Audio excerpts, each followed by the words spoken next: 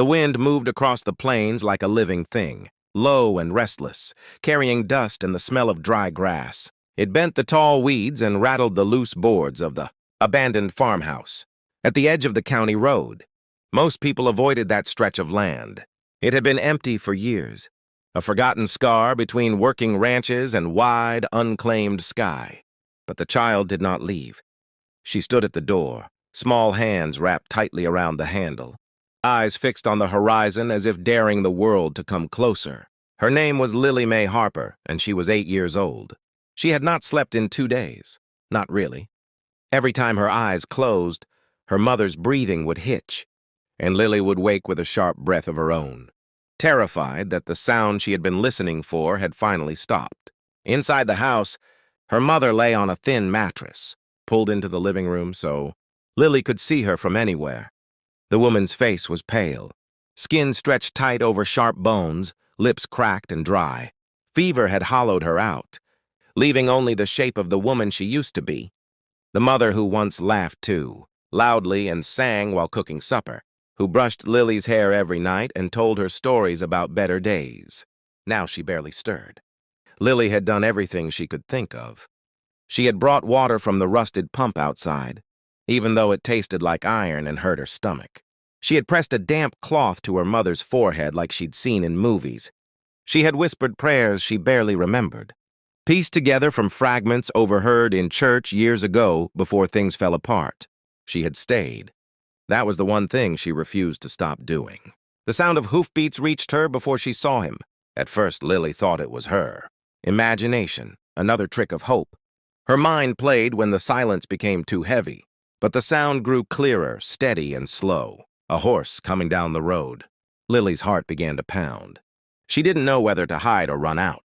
Strangers had not always been kind. Some pretended not to see them at all. Others looked at the house with something like pity mixed with suspicion and kept going. The horse came into view, chestnut brown with a white blaze down its face. The man riding it sat tall but loose in the saddle like he'd been born there. His hat was pulled low against the sun, shadowing his eyes. He wore a faded jacket, dust-stained jeans, boots that had known many miles. He slowed when he saw the house. Slower still when he saw the child standing in the doorway. The cowboy reined in his horse and stopped a few yards away. For a long moment, neither of them spoke. Lily straightened her shoulders, trying to look braver than she felt. She had learned early that fear invited trouble. "We don't need anything," she said quickly, her voice small but firm. "You can go?" The man blinked, surprised. He lifted a hand, palm out, a gesture meant to soothe. "I'm not here to cause trouble," he said.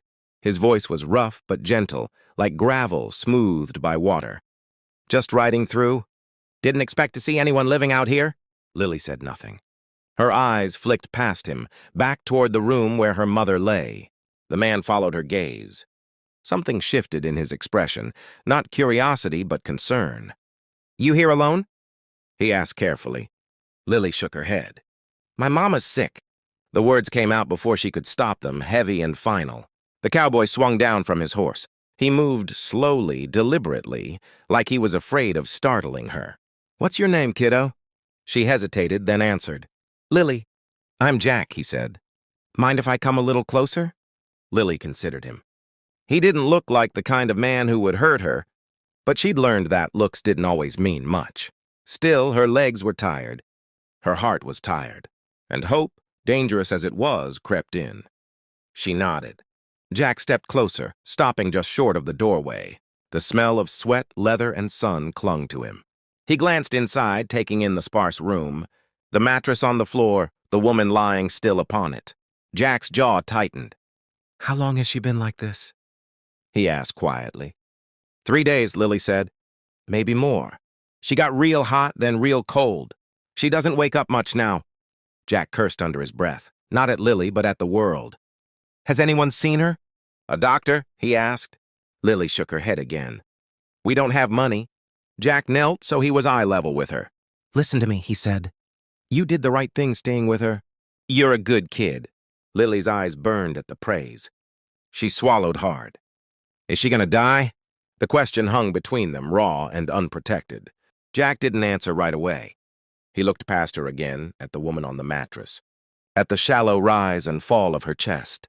He thought of his own mother, gone too young, of the nights he'd lain awake listening to her, cough through the thin walls of their house, wishing he could do something, anything to make it stop. "I don't know," he said honestly, "but I know we can try to help her." He stood and reached into his jacket, pulling out a battered phone. The screen was cracked, the casing worn smooth by years of use. Jack stared at it for a second, thumb hovering. Making this call would change things. He knew that. He thought about the life he'd built.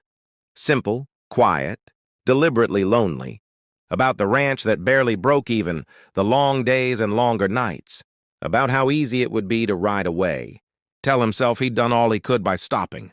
He thought about the child standing in front of him, guarding her dying mother with nothing but her small body and stubborn will. Jack lifted the phone. He dialed. "County emergency," the voice on the other end said. "My name's Jack Turner," he replied. "I've got a woman here, real bad shape.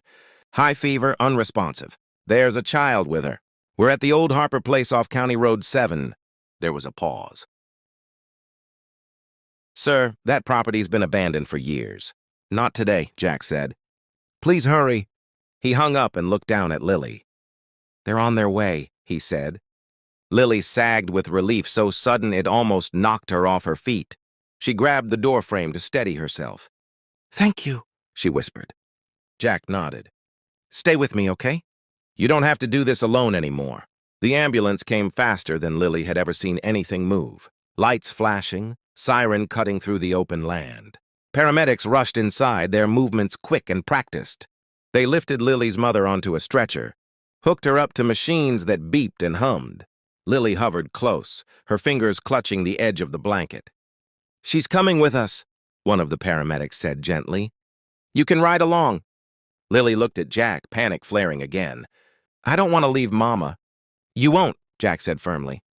"I'll be right behind you." At the hospital, everything felt too bright, too loud. Lily sat in a hard plastic chair, feet not reaching the floor, hands clasped in her lap. Jack sat beside her, his big frame awkward in the sterile space. Doctors and nurses moved in and out, their faces serious. Lily tried to read them, to see some sign of what they weren't saying. Finally, a doctor stopped in front of them. "She's very sick," he said gently. "Severe infection, dehydration, but she's stable for now. We're doing everything we can." Lily nodded, tears slipping down her cheeks in silent streams. Jack rested a hand on her shoulder, steady and warm. Hours passed. When Lily finally slept, her head resting against Jack's arm, he didn't move. He sat there through the night, watching the hallway, listening to the machines behind the closed door. In the early hours of the morning, the doctor returned. "She's responding to treatment," he said. "It's still early, but she has a fighting chance." Jack let out a breath he hadn't realized he was holding. Lily woke to the sound and looked up at him, fear flickering across her face. "What is it?" He smiled, really smiled, for the first time in years. "Your mama's strong," he said. "Just like you." The days that followed were a blur of hospital visits, paperwork, and quiet moments. Lily rarely left her mother's side. Jack brought her food, brushed her hair when she forgot to, told her stories about his ranch and the animals there. He learned pieces of Lily's life in return, about how her father had left years ago, about how they'd moved from place to place, always chasing something that never came, about how her mother had tried so hard to keep things together, even when the world kept pulling them apart. One evening, as the sun dipped low outside the hospital windows, Lily's mother woke fully for the first time. Her eyes found Lily first, then Jack. "Who?" she murmured. Lily grabbed her hand. "Mama, this is Jack. He helped us. He saved you." Tears filled the woman's eyes. She looked at Jack, her voice barely above a whisper. "Thank you." Jack swallowed hard. "You don't owe me anything," he said. But something had already changed. Weeks later, Lily and her mother left the hospital together. They had nowhere to go. The old house was condemned now, their few belongings long gone. Jack stood in the parking lot, hands shoved in his pockets, heart pounding like it hadn't since he was a boy. "You could come stay at my place," he said finally, "just until you get back on your feet."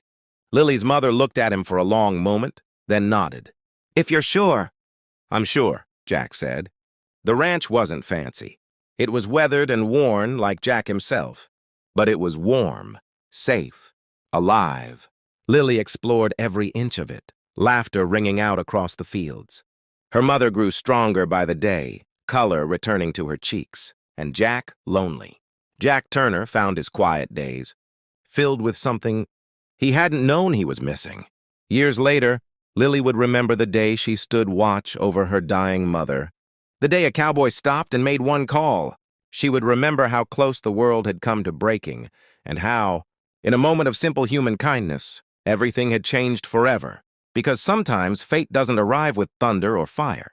Sometimes it rides in on horseback, answers a call, and stays.